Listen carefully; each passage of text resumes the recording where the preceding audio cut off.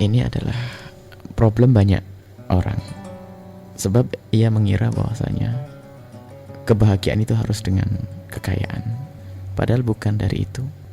Dari hati yang sudah tertata, tidak banyak tuntutan, atau hati yang tidak tamak, itu menjadikan orang itu menjadi kaya benar. Di dalam urusan pernikahan itu permudahlah.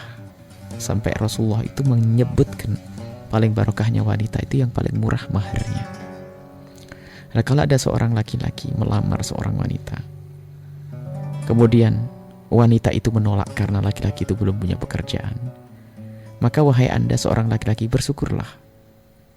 Karena Anda kalau seandainya pun Anda punya uang, Anda diterima oleh keluarga tersebut, dia bukan menerima Anda, atau Anda menerima uang Anda, maka Anda telah salah pilih. Jadi di saat Anda mengajukan lamaran dengan kemampuan Anda, maka Anda harus punya keyakinan bahwa di saat Allah tidak mengkabulkan di satu rencana, itu bukan berarti Allah tidak cinta kepada Anda. Justru karena Allah cinta, ada yang lebih baik lagi, Anda akan dipindahkan ke tempat lain.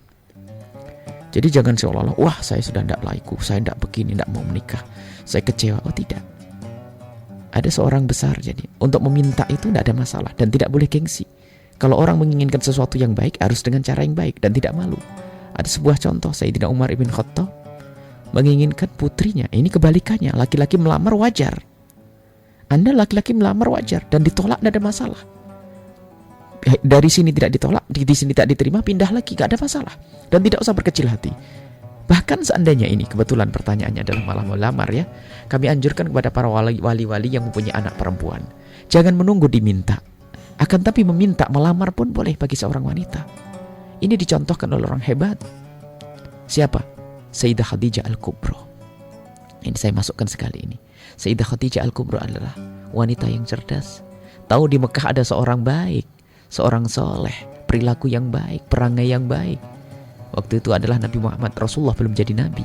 Siti Khadijah tidak mau ketinggalan, mengirim keluarganya untuk melamar Rasulullah Sallallahu Alaihi Wasallam. Sehingga suara keluarga Sayyidah Khadijah itu dibicarakan. Jadi lamaran itu dibicarakan oleh keluarganya Rasulullah Sallallahu Alaihi Wasallam dan akhirnya diterima. Beruntunglah Sayyidah Khadijah. Jangan mikir siapa aku, menginginkanlah yang terbaik. Ini yang pertama, Sayyidah Khadijah. Dari wanita pun mendahului kemauan itu tidak ada masalah. Mendahulukan keinginan itu mendahului di dalam meminta tidak ada masalah, bukan suatu aib dan gengsi. Tidak boleh gengsi. Ada contoh lagi, Sayyidah Hafsah radhiyallahu anha, putri dari Sayyidina Umar bin Khattab. Sayyidina Umar adalah orang cerdas yang senantiasa menginginkan punya menantu yang baik. Akhirnya dilamarlah, didatangi Sayyidina Abu Bakar As-Siddiq, ditawarkan putri beliau, putri Sayyidina Umar. Akan tapi Sayyidina Abu Bakar tidak segera menjawab, diam. Lalu faham Sayyidina Umar kalau Sayyidina Abu Bakar itu nolak. Pindahlah Sayyidina Umar kepada Sayyidina Uthman bin Affan. Ternyata Sayyidina Uthman pun tidak menerima. Akhirnya Sayyidina Umar bin Khattab mengadu kepada Rasulullah Sallallahu Alaihi Wasallam dan dijawab oleh Rasulullah.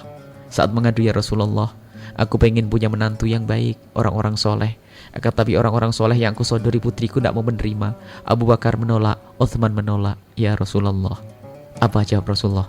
Wahai Umar, ketahuilah, yang akan menikahi putrimu adalah orang yang lebih bagus dari Abu Bakar dan Uthman.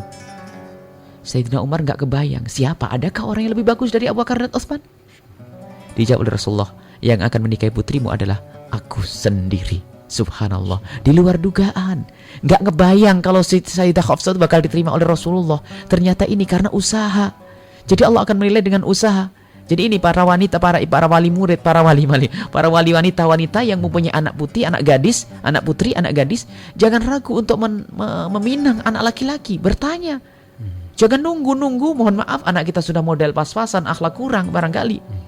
Sudah begitu menunggu siapa yang datang. Jadi kita datang tidak apa-apa. Ini wanita, apalagi sebagai seorang laki-laki seperti yang ditanyakan tadi. Laki-laki datang, kalau tidak terima di sini, terima di sini. Cuman sambil koreksi apa yang kurang. Kalau urusan harta orang tidak usah takut. Iyakunu fuqara yughnihumullah. Allah sudah berjanji kalau fakir akan dibuka kunci rezeki di setelah pernikahan. Akan tapi barangkali perlu koreksi masalah akhlak ya, masalah agama. Mungkin aku kurang baik akhlakku, mungkin adabku kurang baik, atau kurang memohon kepada Allah Subhanahu wa taala. Itu bagus sambil tetap berusaha. Tapi Tapi jangan sampai Anda menunda pernikahan gara-gara Anda tidak punya uang dan Anda tidak punya rezeki, belum punya pekerjaan. Sebab urusan uang itu di Indonesia itu sudah nggak ada ukurannya. Dulu mah orang punya sepeda engkol itu sudah cukup kan. Tapi sekarang rupanya yang dikatakan tidak punya, makanya kami langsung batasi, nggak ada istilahnya nggak punya orang Indonesia ini. Kalau katanya melarat itu tidak seperti orang dulu. Orang melarat sekarang itu Masya Allah. Orang dulu itu telur itu dikasih tepung, satu telur di dadar dijadikan 6 bagian. Sekarang orang melarat makan telur satu orang. Jadi makanya kita tidak bicara kemelaratan yang sesungguhnya, akan tapi yang menjadikan kita melarat itu adalah ketamaan. Nah, kalau anggap saja ada seorang laki-laki yang memang dia tidak mampu, lalu ingin menikahlah, jangan khawatir, Allah akan buka rezeki setelah itu. Yang penting ingat, takutlah kepada zina, sebab Masya Allah menikah tidak mau, tapi godaannya besar, terjerumus dalam zina. Dan zaman sekarang yang namanya sarana perzinahan luar biasa. Kalau dahulu itu orang benar-benar susah zina, kecuali ke tempat perzinaan. Sekarang di kampung-kampung kita sudah terkena musibah zina, di kota kita musibah zina. Kalau sudah pernikahan ini tidak digampangkan, maka ketahuilah kita akan terjerumus dalam kehinaan. Dan kami himbau kepada para wali wanita, para bapak yang punya anak gadis, jangan bersusah urusan pernikahan. Yang penting agama. Itu yang bakal memuliakan anak kita. Jadi himbauan kami adalah kalau sudah tidak diterima satu orang, pindah. Jangan terlalu dipikirin, nanti capek. Koreksi iya, pindah lagi. Tidak terima, pindah lagi. Ketahuilah atas usaha Anda, Allah akan membalas. Allah akan menilai. Selagi Anda berusaha, Allah akan beri nanti. Dan nanti insya Allah akan diberi yang istimewa. Jadi intinya tidak boleh putus asa. Anda terus berjalan sambil membenahi akhlak kita sendiri.